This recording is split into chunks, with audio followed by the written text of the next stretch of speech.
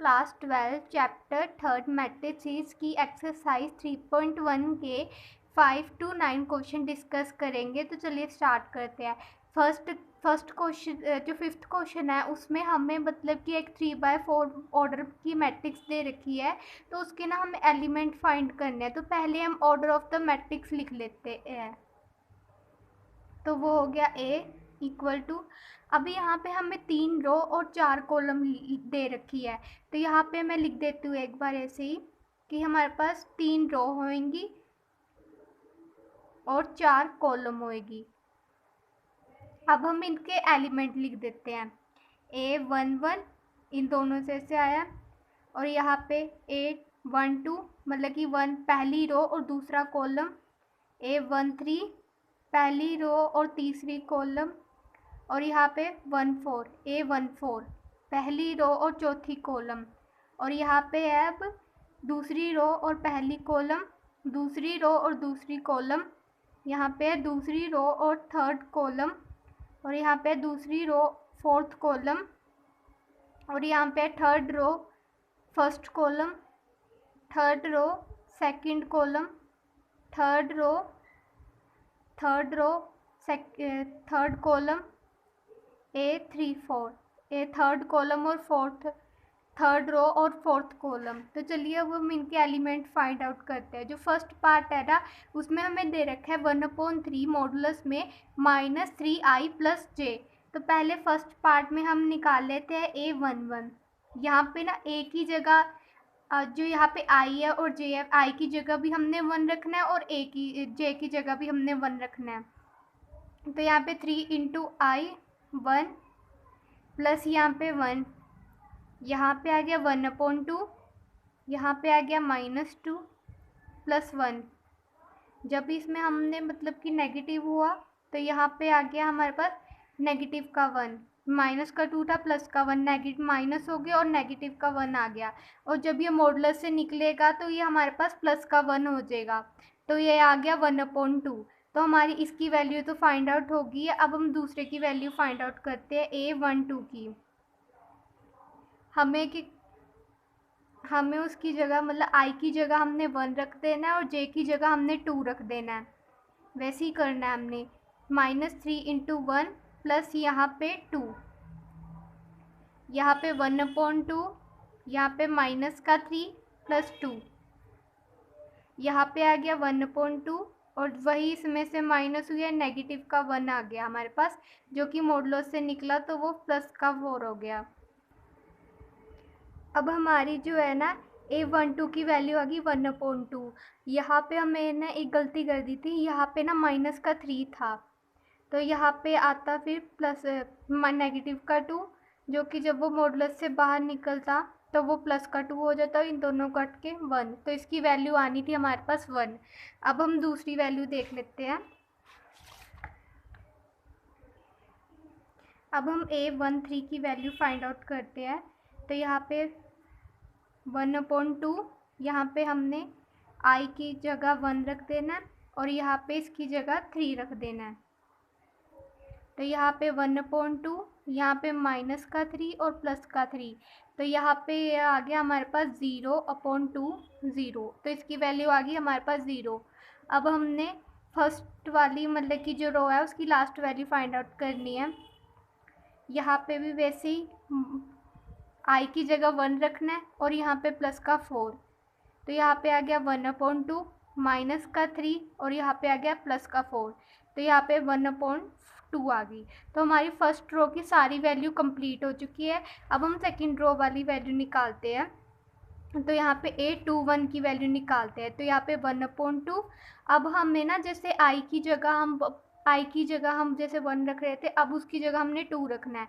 तो 3 -3 × 2 और यहाँ पे +1, तो यहाँ पे आ गया 1/2, यहाँ पे माइनस का 6 और प्लस का 1, 1/2 और यहाँ पे 5।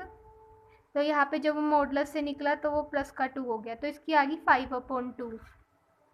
अब हम नेक्स्ट वैल्यू देखते हैं A22 की। A22 की हमने i और j की जगह हमने 2 रख देना है।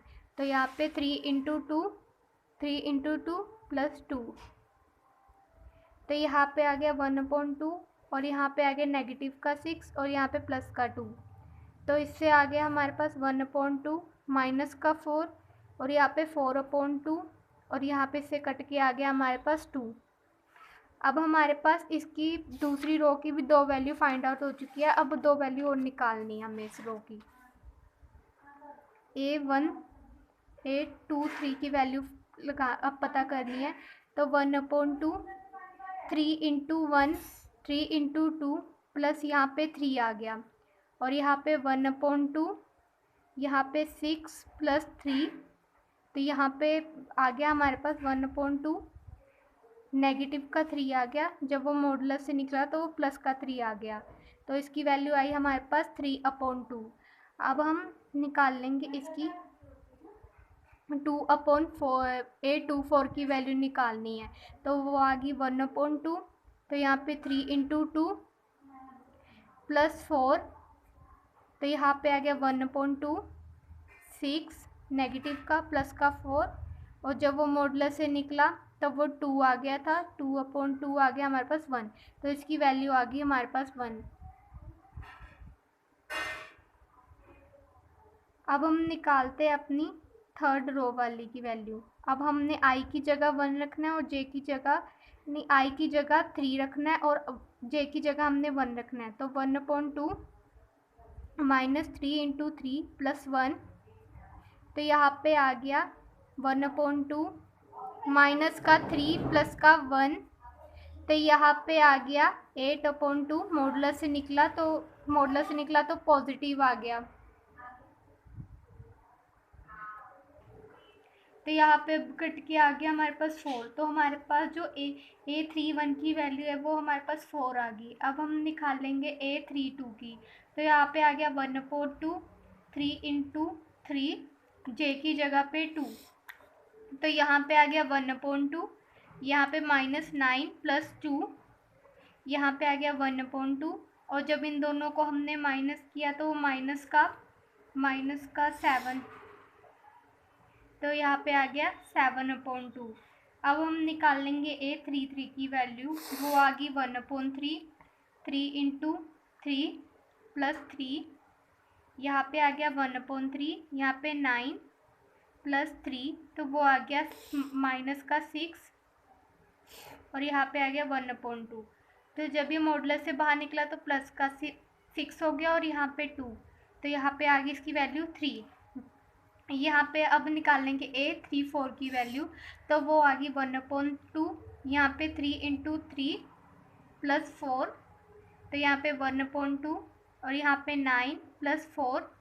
जब ये मॉडुलस से बाहर निकला जब ये माइनस हुआ तब यहाँ पे माइनस का 5 मॉडुलस से बाहर निकला तो यहाँ पे आ गया 5/2। तो अब हमारे पास ये सारी वैल्यू फाइंड आउट हो चुकी है। अब हमने ना इसको यहाँ पे रखना है। तो पहले यहाँ पे लिख लेते हैं अब हम सबसे पहले लिखेंगे A11 की A12 की और A13 की और A14 की वैल्यू। तो वो है हमारे पास 1 1/2 0 1/2। तो वो है हमारे पास 1 1/2 0 1/2। अब हम दूसरी रो की वैल्यू लिखेंगे सारी, जो है हमारे पास A21 22 A23 और A24। तो वो हमारे पास 21 वाली है 1/2 और यहाँ पे 2 है और यहाँ पे 3/2 है। यहाँ पे 1 है 5/2 आ गया हमारे पास और यहाँ पे है आ गया हमारे पास 2 और यहाँ पे आ गया 3/2। यहाँ पे आ गया 1। यहाँ पे अब हमारे पास इसकी वैल्यू आ गई 4। यहाँ पे 7/2 और यहाँ पे 3 और यहाँ पे 5/2। अब हमारे पास ये क्वेश्चन कंप्लीट हो। अब हम इसका सेकंड पार्ट देखेंगे। सेकंड पार्ट में भी हमें वैसे ही इन सब की वैल्यू निकालनी है। तो सबसे पहले हम स्टार्ट करते हैं A11 से। तो A1 यहाँ पे i की जगह भी 1 j की जगह भी 1। तो 2 इंटू 1 -1। तो यहाँ पे आ गया 2 -1। यहाँ पे इसकी वैल्यू आ गई 1। अब हम निकाल लेंगे A12 की। तो वो आ गई 2 इंटू 1 -2।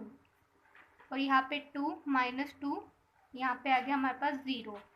अब हम निकाल लेंगे A13 की, तो यहाँ पे 2 इंटू 1 माइनस 3, यहाँ पे आ गया हमारे पास नेगेटिव का 1, यहाँ पे 2 था और यहाँ पे माइनस का 3, दोनों माइनस हो गए तो यहाँ पे आ गया हमारे पास माइनस का 1। अब हम निकाल लेंगे A14 की वैल्यू, तो 2 इंटू 1 माइनस 4, तो यहाँ पे 2 माइनस 4, तो वो आ गया माइनस का 2। अब हमारे पास ये पहली रो की वैल्यू निकल चुकी है, अब हम दूसरी रो की निकाल लेंगे। अब हम निकाल लेंगे A21 की वैल्यू। अब हमने चेंज कर देना है, यहाँ पे जहाँ पे आई था ना वहाँ पे 2 लिखेंगे और जहाँ पे J है वहाँ पे 1 लिखेंगे। तो यहाँ पे 2 इंटू 2 माइनस 1, तो यहाँ पे 4 माइनस 1, यहाँ पे आ गया 3। अब हम निकालेंगे A22 की value, 2 into 2 minus 2, 2 into 2 minus 2, तो यहाँ पे आ गया 0। A23 की वैल्यू, 2 इंटू 2 माइनस 3, तो यहाँ पे 4 माइनस 3 आ गया हमारे पास 1। A24 की वैल्यू आ गई हमारे पास 2 इंटू 2 माइनस 4, तो यहाँ पे आ गया 4 माइनस 4 इक्वल टू 0। अब हमारे पास फर्स्ट रो की वैल्यू भी कंप्लीट हो चुकी है। अब हम सेकेंड रो की वैल्यू भी कंप्लीट हो चुकी है। अब हम थर्ड रो वाली देखेंगे, तो A31 की वैल्यू क्या आएगी, तो यहाँ पे 2 इंटू 3 माइनस 1, तो यहाँ पे 6 माइनस 1 इक्वल टू 5। और यहाँ पे A32 की वैल्यू, तो वो आ गई हमारे पास 2 इंटू 3 माइनस 2, तो वो आ गई 6 माइनस 2, और यहाँ पे आ गया 4। A33 की वैल्यू, तो वो आ गई 2 इंटू 3 माइनस 3, तो यहाँ पे 6 माइनस 3, तो यहाँ पे आ गया 6 माइनस 3 आ गया हमारे पास। अब हम निकालेंगे A34 की वैल्यू, तो 2 इंटू 3 माइनस 4, तो यहाँ पे 6 माइनस 4 आ गया हमारे पास 2। अब हमारे पास ये सारी वैल्यू फाइंड आउट हो चुकी है। अब हमने इसे यहीं पे रख देना है, तो यहाँ पे A इक्वल टू पहली रो वाली सारी वैल्यू लिख देते हैं हम, तो वो आई है पहली 1 0 माइनस 1 और यहाँ पे माइनस 2। और अब हम सेकंड रो वाली देखेंगे, तो वो आ गई हमारे पास 3 0 1 0। और यहाँ पे अब हम ये वाली रो की लिखेंगे, तो वो आ गई 5 4 3 2। अब ये वाली एक बार चेक कर लेते हैं पीछे कौन सा क्वेश्चन है, ये 5th का सेकंड पार्ट।